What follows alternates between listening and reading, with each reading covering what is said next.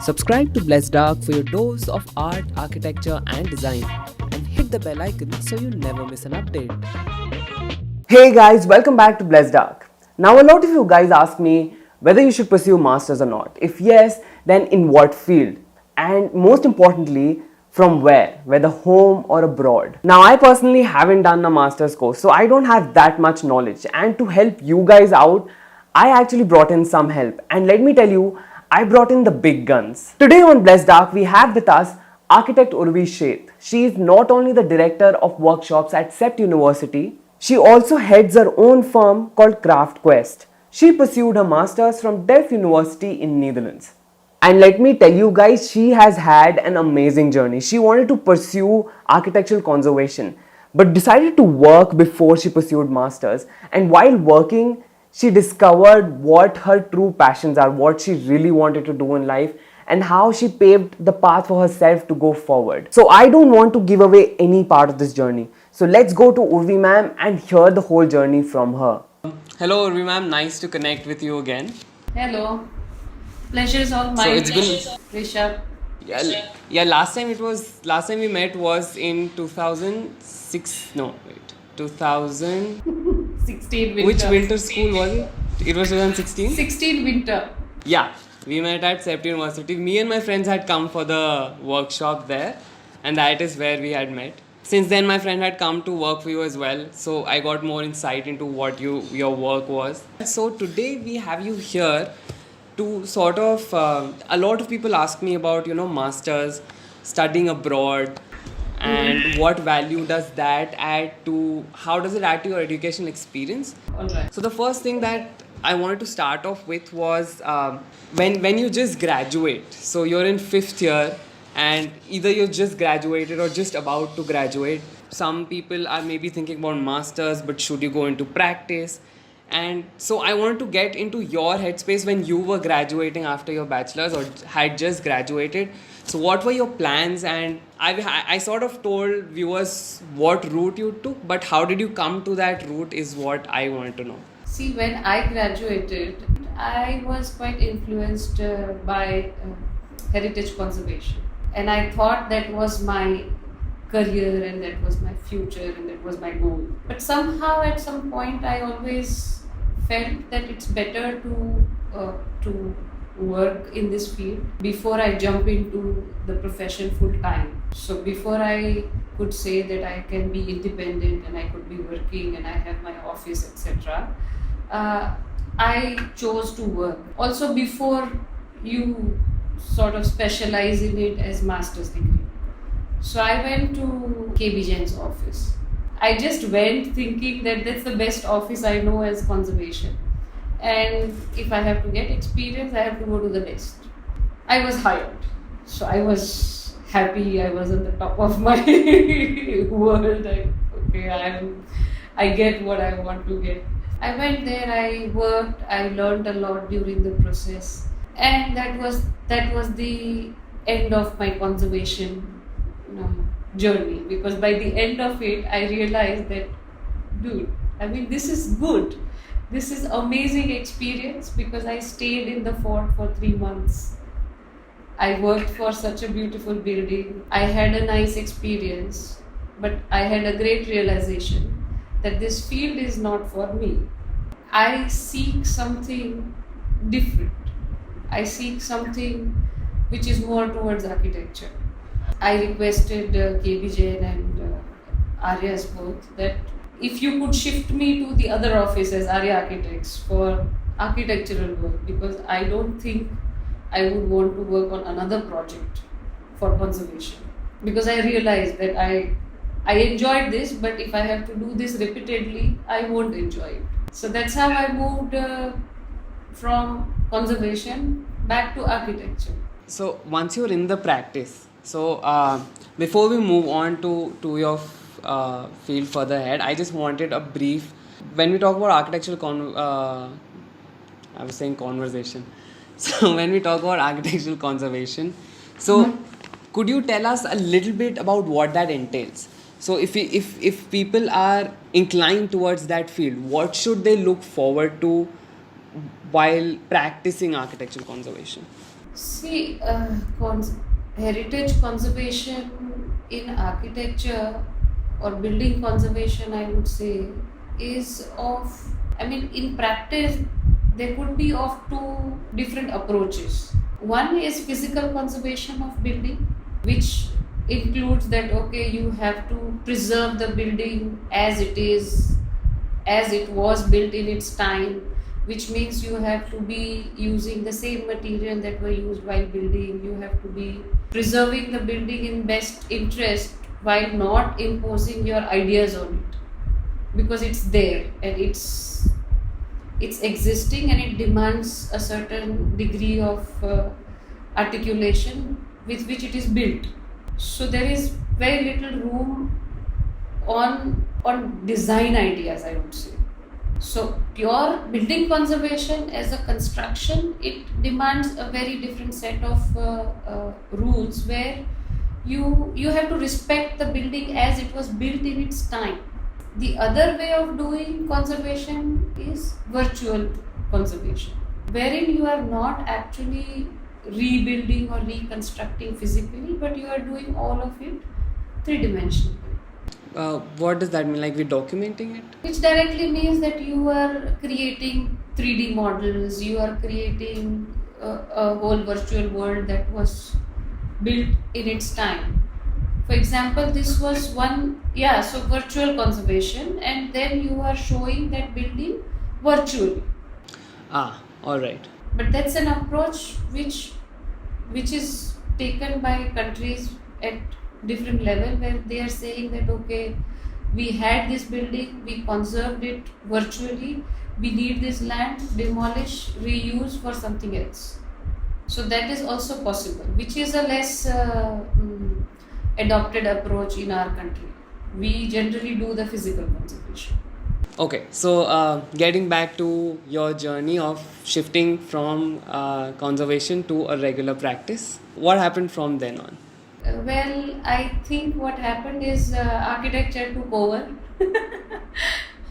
Then we started working on, I got to work on projects like Mewar Complex and Veer Savarkar Sports Complex. So when I started working on those projects, that's when I realized that what we learned in undergrad is just a stage in architecture as profession, which is ending at conceptual level most of the times. That all our studios that we go through talks about concepts and building, but all of it is conceptual. We do a semester of working drawings, which sometimes is related to our designs from previous semesters, or sometimes it's completely independent, because it all depends on the school that allows you to do so or not. And when I worked on these two projects, I think my learning was complete. But I think before the buildings came up, my 1 year period that I gave to myself, that I will work before I go for my master's. That was a promise I made to myself when I graduated, that let me work for a year and then I will decide where to go as master's. Even though I was so carried away with conservation, I somehow made this conscious choice that let me work 1 year and then I will decide. I get a lot of people who ask me whether they should go for masters or not.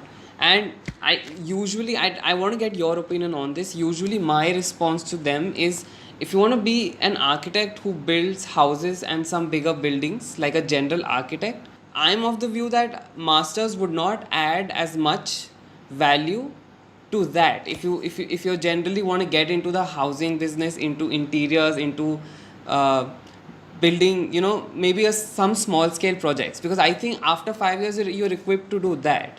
So I generally advise people, if they want to do that and not specialize in some special thing, to just get into the field, because the more practice that they have, it'd be better for their future. What is your opinion on this? I think my opinion is also similar to yours, in the sense that when I didn't know exactly direction in life, I chose to work in the office, to continue the practice where the learning is more, and it is not leading you to something which later on in life you may realize that this is not what I wanted to do. For example, 3 years of professional experience will be as good as doing your 2 years of masters, depending on what exactly you want to do. So, unless and until you are not clear on any specialization, and unless and until one is not sure of why specialization, it's better to continue the practice because it adds to your experience. It gives you a lot more learning. You start dealing with real life, real material, people. All of it is important, and academia cannot provide you that. So I think that is one important lesson that we can take away from this, especially if you're not clear about what your specialization is. It is better to go into the field and experiment with things and understand where your interests lie. Yeah, so you were working as an architect. How many years of experience did you get before actually pursuing masters? I worked for 3 years and few months. All right, so within that 3 years, how did you find your specialization? Like, this is what I want to do masters in. Well, that's a very interesting journey because, as I said, by the time I did certain architectural presentations in Arya Architects, and I wanted to see the buildings coming up because I was very curious that what am I drawing and how is it going to translate into buildings. All those questions were still there, and on the other hand, the time was ticking, and I was telling myself that 1 year is over now. What shall I do? And in the middle, I had this realization that conservation is not for me. So now what to do? So there were 3 things that happened, I think, which guided my path from there. One, that I failed GATE scholarship. I applied for GATE scholarship, that if I pass, I get some scholarship and I can then do the masters in India, and I can be happily earning something as well, which I failed. So I was like, okay, I don't know which specialization, I don't even have scholarship, chuck it. Second thing that happened is I was offered to continue for 2 more years at Arya Architects. That okay, since you worked on these buildings, if you continue, you will see how they come up and you will learn a lot, I was told. So I thought, yeah, that makes sense. And I, as I said, that 2 years of work experience in practice is actually equivalent to masters. So if I had worked for 2 years and then maybe changed the office or gone somewhere else, my salary or my professional qualification would have been same as a person who finished masters. Third thing that happened was I wanted to specialize within architecture. And not, I was very clear that I don't want to do urban design, I didn't want to do planning, I didn't want to do landscape. So any of these large scale urban things I didn't want to do. But there was no course offered like that in India at that point, which was specialization within architecture. Towards the, I think, second year, we were also working on prototype bus shelters for BRTS, Ahmedabad. So, first 2 buildings that I worked on, Mewar Complex was exposed stone, Sports Complex was exposed concrete, and now it was steel. So I was learning a lot, which I had not done before. And when we were doing these bus shelters, we had a structural engineer called Kuntal Shah. And luckily, this man, as an engineer, also wanted to push the boundaries, which is rarely seen in our engineers, where we are given 3 meters by 3 meters grid and work in this and columns are necessary, etc. comments. But this man, we had long discussions on how to resolve the structure, and though bus shelter was very small building, but we had this thing in our mind that let's do it in steel, whether it's MS or SS, the entire structure has to be steel, and that generated a lot of dialogue. Now, apart from this project and office discussions at Arya Architects, I also had long discussions with him on tall structures. Through that, I realized I felt that okay, my affinity towards designing or architecture through structure is more, and that's when I started feeling that maybe this is where I want to specialize, where architecture and engineering becomes one. You're not thinking of engineering as a post factor of design, that okay, I drew this, now let's decide or let's figure out with engineer how to make this stand. That's when I felt that okay, I really need to look for something which integrates the two, architecture and structure. And that's when I started looking for master's courses. As I come to understand, so one of the main reasons for you to opt for a master's outside of India is because what you wanted to study was not available here at that time. That was one big factor, yes. Could you tell us a bit about where you studied, what you specialized in? See, I pursued masters in computational design and digital fabrication, which was not clearly defined like this at that time. It is an emerging field. It was an emerging field, let me correct. Now it's quite well defined. At that time, it was called Masters in Virtual Design, Interactive Architecture, and so on.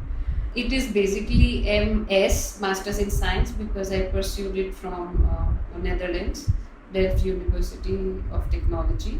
It was titled like this: Masters in Virtual Design, Interactive Architecture, something like that. A lot of students ask me about masters and ask me whether they should do it from India or specific colleges in India or they should do it abroad. So what are your views? So if somebody comes to you understanding where they should do masters and thinking of doing masters abroad, so how would you guide them? I think that's a very personal question. Personally, I think the answer lies in what is the focus of the person in life. And there are various reasons why one wants to pursue masters also. Because master's program is not just any other course that you finish. Once you pursue masters, you are specializing something and that is going to govern your career. To answer what one wants to do in life comes first, then what is the master's program? Where do you see yourself 10 years down the line? Now this sounds like a very typical HR question, but it is one of the key.